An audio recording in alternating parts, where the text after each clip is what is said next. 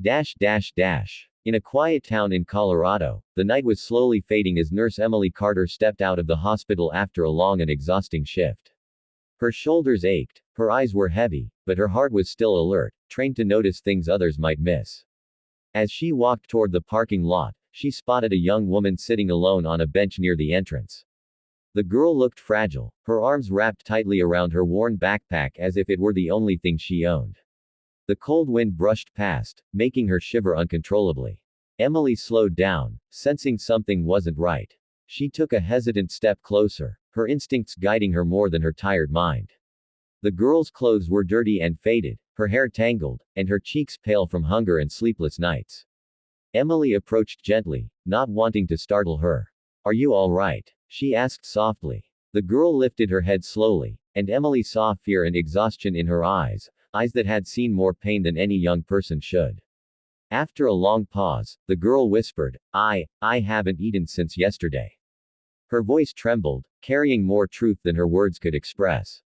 Emily didn't think twice. Human suffering was something she saw every day, but this felt different, this was someone completely alone. She extended her hand with kindness. "Come with me," she said.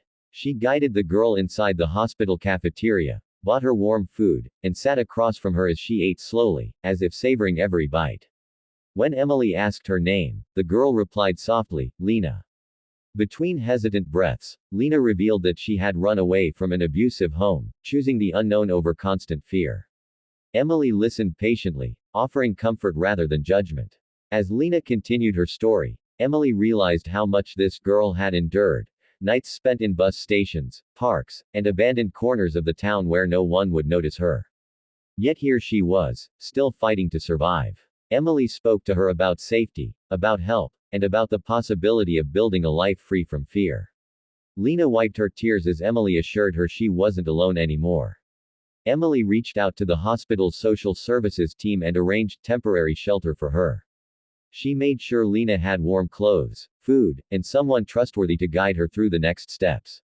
The next few days passed, and Emily often thought about Lena, hoping her kindness had made even a small difference. She wondered if the girl had found a sense of safety and whether she would ever get the chance to truly start over. Emily knew that sometimes people disappeared after receiving help, not because they were ungrateful, but because they were overwhelmed by a world that had never shown them compassion. Still, she hoped Lena would choose to move forward instead of returning to the darkness she had escaped. Emily believed that even a small spark of kindness could light the way toward healing.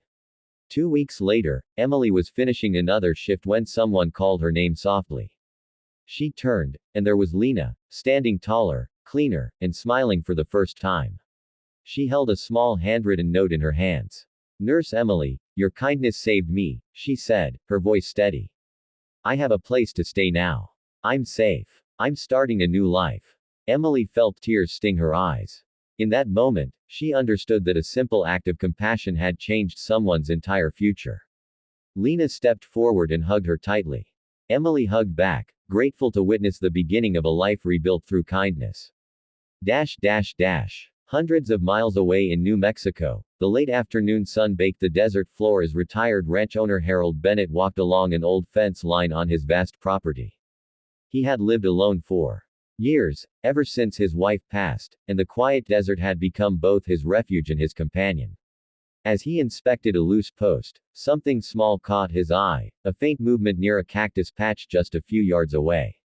At first, he thought it was an animal seeking shade, but instinct urged him to step closer.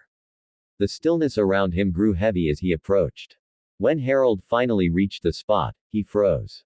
Lying curled in the dust was a young Apache boy, no more than 7, his skin dry, lips cracked, body trembling weakly. The child looked as though he had been wandering alone for days. Harold's heart tightened with concern. Without wasting a second, he gently scooped the child into his arms. The boy felt feather-light, frighteningly fragile. Harold hurried back to his house, fighting the fear that he might be too late. Inside, he laid the boy on the couch, quickly warming a pot of soup. Harold fed the child small spoonfuls of warm broth, afraid that too much food at once might overwhelm him. He wrapped him in soft blankets and placed a wet cloth on his forehead. The boy didn't speak, not a word, not even a whisper. His eyes held a distant emptiness, as though he had seen something that stole his voice away. Harold sat by his side through the night, checking his breathing, keeping the room warm, refusing to let the child be alone for even a moment. In those quiet hours, Harold felt something inside him awaken. Although he knew nothing about the boy, where he had come from, how long he had been lost, or whether someone was desperately searching for him, Harold cared for him like family. Each day, the boy's strength slowly returned. He ate more, slept better, and even managed a faint smile when Harold handed him a warm cup of tea. Still, he remained silent, communicating only through his eyes. Harold didn't push him for answers. Healing, he understood, had its own pace. For the first time in years, his small desert house felt alive again, filled with purpose. 4 days later, just as the sun dipped behind the desert hills and painted the sky orange, Harold heard a firm knock on his door. When he opened it, he was met with 3 Apache women standing together, their expressions filled with worry and exhaustion. They were dressed in traditional clothing, dust on their hems from miles of searching. One of the women stepped forward, her voice trembling as she spoke. "Sir, we are looking for our lost child." Her eyes pleaded for hope, for news, for anything that could end their nightmare. Harold felt relief wash over him. He led them inside, where the boy sat quietly on the couch. The moment the women saw him, they rushed forward, tears spilling from their eyes. They knelt beside him, holding him close, whispering words in their native language, words filled with comfort and love. The boy's eyes softened as he clung to them. One woman turned to Harold and spoke with deep gratitude. "You saved one of our own. Our people will never forget this kindness." After thanking him again and again, they prepared to leave, their child safe in their arms.